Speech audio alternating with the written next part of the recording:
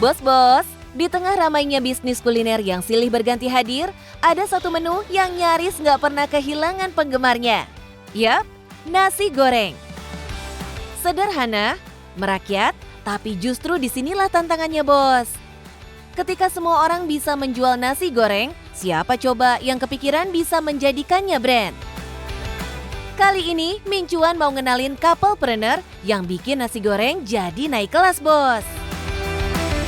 Halo bos, saya Teni. Saya dengan Dedi. Kita couplepreneur dari nasi goreng NKRI, jagonya Nasgor Lemak Jando. Kita lagi ada di outlet kita yang di Kalisari ya. Kita juga punya beberapa outlet di Jabodetabek. Dan kita ngebuka peluang kemitraan untuk kalian yang pengen jadi couplepreneur juga kayak kita. Penasaran? Jangan kemana-mana, tetap di Cuan Cuan Bos.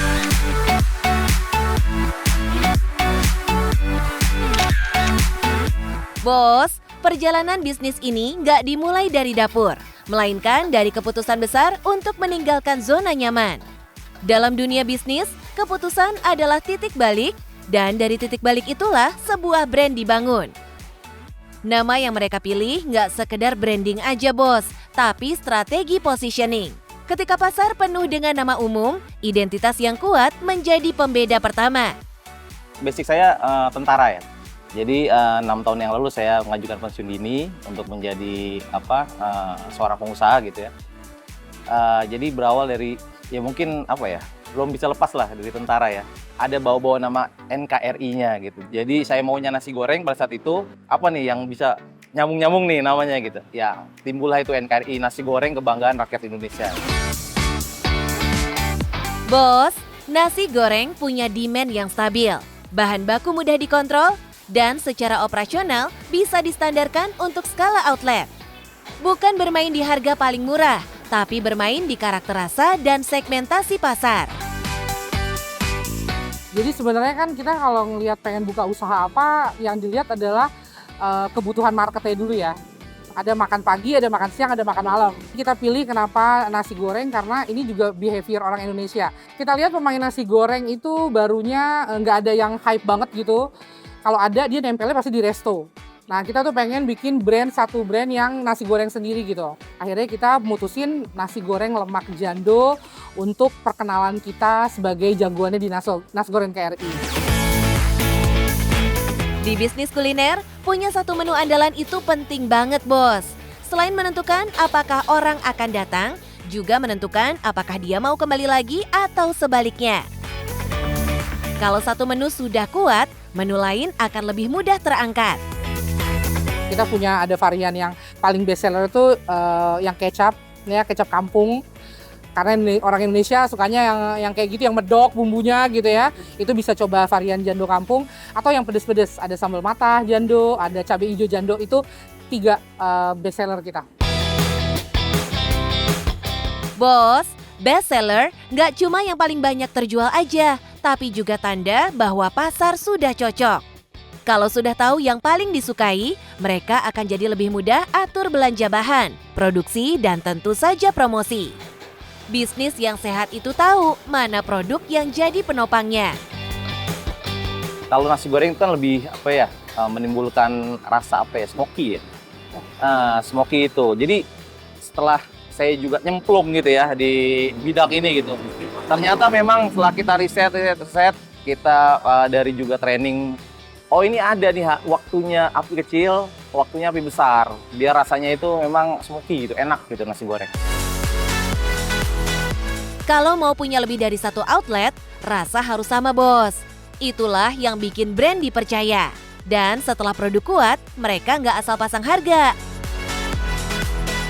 Iya, kalau menurut aku ngejalanin bisnis itu kan cuman satu aja pegangannya ya, fit market sebenarnya. Produk kita diterima nggak sama market gitu.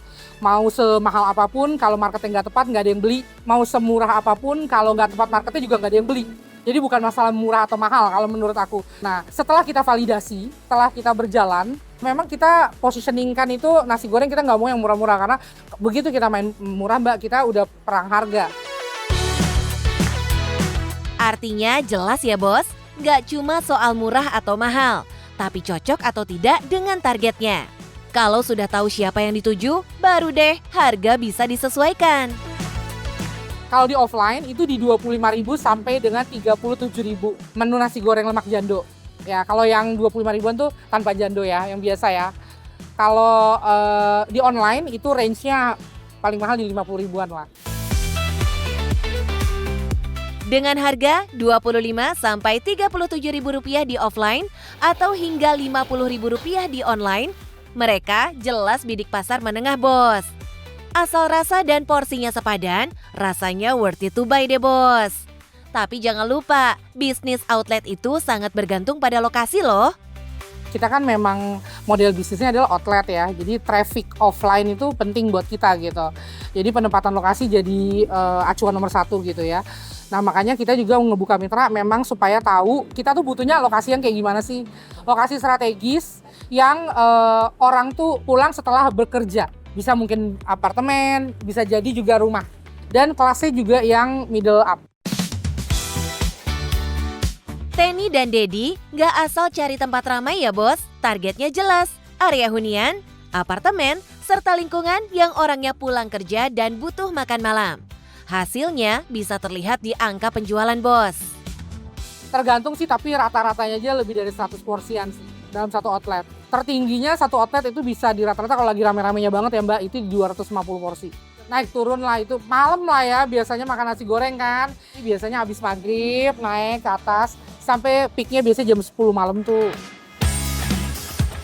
Bayangin bos, satu outlet bisa tembus hingga 250 porsi saat ramai. Tinggal kalikan aja dengan harga rata-ratanya. Angkanya bisa jutaan dalam satu malam. Artinya, produk sudah ketemu pasar dan lokasinya sudah tepat. Namun, jangan lupain yang ini bos. Membangun brand butuh konsistensi agar bisa selalu diingat. Lewat konsistensi sih kalau brand. Sebenarnya tahu dulu, kenal dulu. Kan kita kan ngebangun brand itu kan ada tujuannya ya. Jangan konten main asal konten aja. Jadi nggak tepat gitu. Kalau kita memang ngebangun konten ini supaya orang kenal nasi goreng NKRI. Supaya kita juga bisa lebih kenal sama calon-calon mitra kita. Konten jadi cara mereka kenalan dengan pasar dan juga calon mitra. Orang tidak akan mau bermitra kalau sistemnya belum jelas. Makanya sebelum banyak cabang, Tenny dan Dedi merapikannya dulu. Sebenarnya ini balik lagi karena animonya disambutnya baik.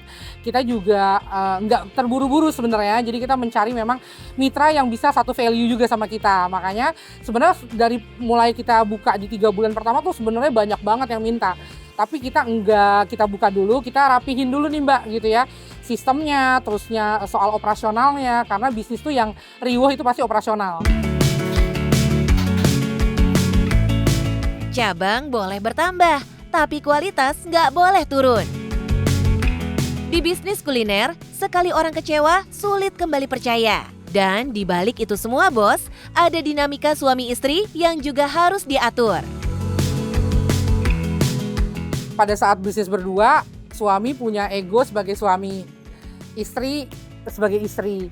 Yang seharusnya kalau dalam bisnis menurut istri nggak usah dibawa-bawa tuh. Ya suami boleh jadi suami di rumah, tapi pada saat kita ngomongin bisnis, ya kita bukan lagi soal suami istri. Tapi semenjak kita udah paham arahnya mau apa dan lain-lain, akhirnya kita sepakat sih bahwa peran suami istri itu adalah ketika kita di rumah, ketika kita nggak ngobrolin bisnis. Tapi ketika kita ngobrolin bisnis, kita tuh partner.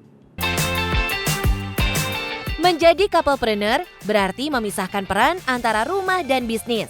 Agar keputusan tidak dipengaruhi ego dan target tetap jelas, pembagian tugas pun jadi kuncinya bos. Sebenarnya pembagian job desk ini udah kita lakuin dari awal. Saya mungkin yang ngomonginnya soal strategis, marketing gitu ya. Operasional hariannya dipegangnya Sama saya. sama suami. Semua jelas perannya bos. Bisnis yang kuat nggak cuma soal produk enak, tapi soal sistem yang jalan. Saat produk sudah kuat, sistemnya rapi dan tujuan searah, yang terbangun nggak cuma outlet nasi goreng aja bos, tapi sebuah mesin cuan yang terus berputar.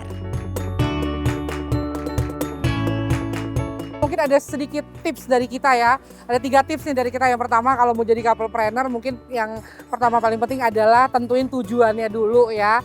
Karena kalau udah ngerti tujuannya mau kemana, mau jadi apa, tahu arahnya, itu kayak akan jauh lebih mudah.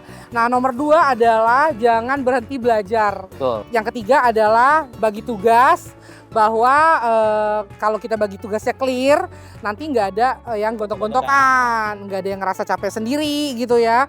Suami kerjanya apa, istri juga kerjanya apa, sehingga ketika kita ketemu di tengah-tengah, akhirnya yang kita dapetin cuan ya. Cuan bos!